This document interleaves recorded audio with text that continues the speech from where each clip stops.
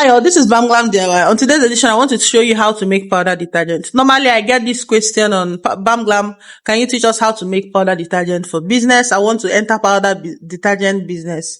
And most times, the recipes that we all see online, some persons will come back and tell me, I finished making this and the outcome was clumpy. I finished making this, is not drying, it's sticky. It's just kind of improper measurement that is causing all those things. And then some persons will be like, how can I make sure that my powder detergent is free flowing? Okay, we'll try to address some of those issues in this particular formula. So first of all, you have to measure your sulfonic acid. Check the comment section or the description box below for the full rates, for the full formula for this production. So into your sulfonic acid, which is about 400 grams, you have to add in about 200 grams of water to it and about 50 grams of hydrogen peroxide. Now, this hydrogen peroxide will help to boost the removing stains effect, and also it will help to clear out your sulfonic acid. You see, immediately I stirred it, my sulfonic acid turned from brown to white. So what I'm saying in essence is that hydrogen peroxide will help to whiten your powder detergent. And now for the powders, we are using sodium sulphate and soda ash. I first measured my sodium sulphate, which is a little bit clumped together, and then my soda ash. Make sure that the soda ash you are using is the one of the high grade. If the soda ash, when you buy it, is not giving you this kind of grainy, free-flowing texture, it will affect your final outcome. So this same recipe will turn out differently in different people's hands, depending on the quality of the soda ash they buy. I'm using soda ash then, so you can use light. Light is even better. It's just that as a super, what we will normally buy is dense. So I may have to use my dense and work. So if you find soda ash light is better. These are the two things you combine: sodium sulphate and soda ash.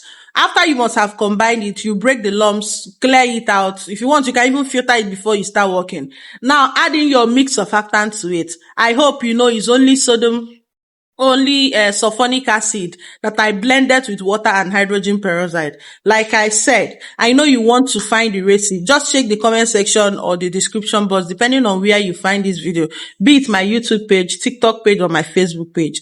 Now combine together. As you are combining, it will start heating up. There will be a reaction. The sulfonic acid will start reacting with the soda ash, while the hydrogen peroxide will also start reacting with the soda ash to form some sodium percarbonate, which is actually a booster in your production. Now you can see how clear and white it is. In the absence of this hydrogen peroxide, you would have had something that is not as bright as that. Now, this is the second foaming agent I'm adding, which is SLS powder. SLS powder is in the market, so you can't even tell me, Bamglam, I can't find it. There is actually a shortage of SLS rice in the market for those who are into liquid soap production. So all of a sudden, there is SLS powder in the market, and they are selling it at about 5,000 naira per kg. In the absence of SLS powder, one can actually buy the SLS rice, which is also a surfactant, a foaming agent. It's just that it comes in noodles form. You can buy it, put it in a bag, and smash it up, like pound it, turn it into powdered form so that you can make use of it. Bear in mind that this SLS rice is hazardous to your health in terms of you inhaling it. Whenever you are making use of it, either SLS rice or SLS powder, make sure you wear a nose mask to protect yourself and protect your respiratory system, please. Meanwhile, make sure to put on a glove when you are combining this. This particular mixture and procedure is actually very hot. It is very hot. If you boil water, it is hot. Wear a glove. Be quick. Once you are done, you allow it for some time. Then you pour it on your, or you can use something like a material spread outside. The thing is that we're actually in dry season now, so it's no longer raining every day. So if you can sun dry your powder detergent for like a day, 2 days, or 3 days, it should be dry enough. This my own is just a day of sun drying, and I already have a fine texture. By the second day, you start feeling it that it's becoming more crispy. Now, this is the difference between you and somebody who has a machine. For somebody that has a machine for powder detergent production, they probably have air dryers or they probably have dehydrators.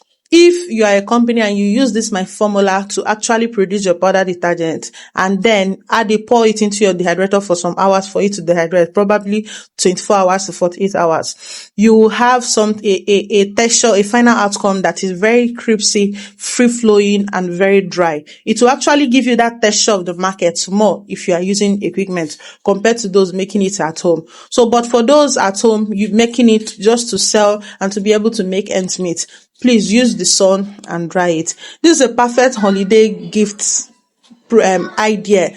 You can make this if you are into cleaning agent production. You can make this and package it and then gift it out to your friends and well wishers. Now let's sample it. I just took a little bit of it and added to water. Let me tell you one of the reasons why some persons complain on their formula. Some persons, when they add their powder detergent to their water, they tend to have this creamy outcome or a mud whitish outcome. That can be due to the presence of talcum powder in their recipe.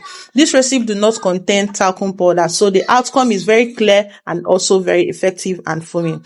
Once you are done, try as much as possible to pour them into small bags and then try to seal them off. Once you seal them off, it is ready for you to gift it out to people. So note, I said I will address the issue of the detergent being very heavy when you put it on scale. So if you sieve your detergent before packing it, it will help to reduce that weight.